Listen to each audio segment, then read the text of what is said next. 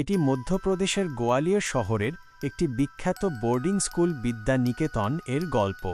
যে স্কুলের পড়াশোনা ও শিক্ষকেরা যতটা নামকরা ছিলেন, তার থেকেও বেশি নামকরা ছিল সেই স্কুলের হোস্টেলের ভূতের গল্প। এক রাতে দ্বাদশ শ্রেণীর 4 জন বন্ধু মিলে ভূতের গল্প আলোচনা করছিল। তখন সৌরভ নামের এক ছেলে বলল, তার কাছে একটি গেম আছে যার সাহায্যে বোঝা যাবে হোস্টেলের সেই সব ভয়ঙ্কর গল্প আসলেই সত্যি কিনা।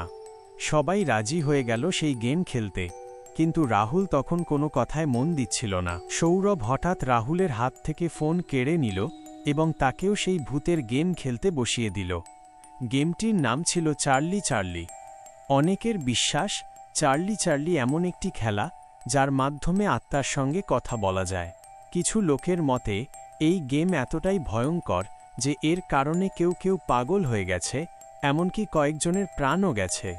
সৌরভ সবাইকে গোল হয়ে বসাল। মাঝখানে একটি কাগজে লিখল ইয়েস নো, ইয়েস নো। তার ওপর পেন্সিল বসিয়ে দিল। রাহুল এটি দেখে হেসে উঠল এবং সেখান থেকে উঠে চলে যাওয়ার জন্য তৈরি হচ্ছিল। ঠিক তখনই হঠাৎ ঘরের লাইটগুলো টিমটিম করে নিভে জ্বলে উঠতে লাগল। এই দৃশ্য দেখে সবাই ভয়ে কেঁপে উঠল। তখন সৌরভ রাহুলকে শান্তভাবে বসে থাকতে বলল।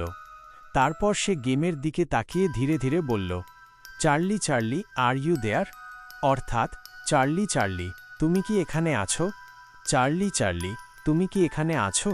সৌরভ এই কথা বলার পর সবাই অপেক্ষা করতে লাগল, কিন্তু ঘরে কিছুই ঘটল না। সৌরভ আবারও একই প্রশ্ন করল, চার্লি চার্লি তুমি কি এখানে আছো? তবুও কিছুই হলো না। এবার রাহুল সেই খেলার মজা করতে লাগল।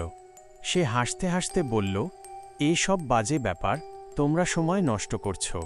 কিন্তু হঠাৎ করে সবার চোখের সামনে মাঝখানে রাখা কাগজটি জোরে কাঁপতে শুরু করল, আর তার ওপর রাখা পেন্সিল গড়িয়ে এদিক ওদিক ঘুরতে লাগল। সৌরভ আবারও প্রশ্ন করল, চার্লি চার্লি তুমি কি এখানে আছো? এবার পেন্সিল ঘুরে সোজা ইয়েসের দিকে ইশারা করল। সবাই একে অপরের দিকে হতভম্ব হয়ে তাকাল। তারপর কে সবাই চার্লিকে প্রশ্ন করতে শুরু করল, যাতে নিশ্চিত হওয়া যায় সত্যিই চার্লির আত্মা সেখানে উপস্থিত আছে কি না। কেউ জিজ্ঞেস করল, চার্লি তুমি কি কখনো কাউকে ভয় দেখিয়েছ? আবার কেউ জিজ্ঞেস করল, চার্লি তুমি কি কখনো কারো প্রাণ নিয়েছ? পেন্সিল ঘুরে কখনো ইয়েস কখনো নোতে চলে যাচ্ছিল। কিন্তু রাহুল সেই গোলচক্রে বসে থেকেও সবাইকে নিয়ে মজা করতে লাগল। সে বারবার বলছিল, সব সৌরভের সাজানো নাটক, এর মধ্যে ভূতের কিছু নেই। সবাই প্রশ্ন করে ফেলেছিল। এবার সৌরভ রাহুলকে বলল, তুইও একটা প্রশ্ন কর। রাহুল হেসে মজা করে প্রশ্ন করল, চার্লি তুমি কি বোকা আর পাগল? এই প্রশ্নে পেন্সিল নড়লই না। রাহুল হাসতে হাসতে উঠে দাঁড়াল এবং বলল, দেখলে তো সব ফালতু ব্যাপার। কিন্তু ঠিক সে মুহূর্তেই পেন্সিল জোরে ঘুরে ইয়েসে গিয়ে দাঁড়াল এবং ভয়ঙ্করভাবে কাঁপতে শুরু করল। ঘরের লাইট এবার আরও ভয়ঙ্করভাবে টিমটিম করতে লাগল। সবাই ভয়ে একদম জমে গেল।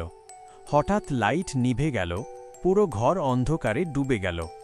সেই অন্ধকারে ছেলেরা দেখতে পেল দুটো জলজলে লাল চোখ তাদের দিকে তাকিয়ে আছে। এ দৃশ্য দেখে সবাই আতঙ্কে কেঁপে উঠল। সৌরভ দৌড়ে গিয়ে লাইট জ্বালাল। লাইট জ্বলে উঠতেই সবার দৃষ্টি গিয়ে পড়ল রাহুলের দিকে। আর যেটা তারা দেখল সেটা দেখে সবার পায়ের তলা থেকে যেন মাটি সরে গেল। রাহুলের মুখ হঠাৎ নীল হয়ে গিয়েছিল। সে সোজা দাঁড়িয়েছিল, তার চোখ একেবারে সাদা হয়ে গিয়েছিল। সে এক অদ্ভুত কর্কশ গলায় চিৎকার করছিল, যেন কেউ তার গলা চেপে ধরেছে। রাহুলের ভয়ঙ্কর চিৎকার শুনেই ওয়ার্ডেন তাদের ঘরে ছুটে এল।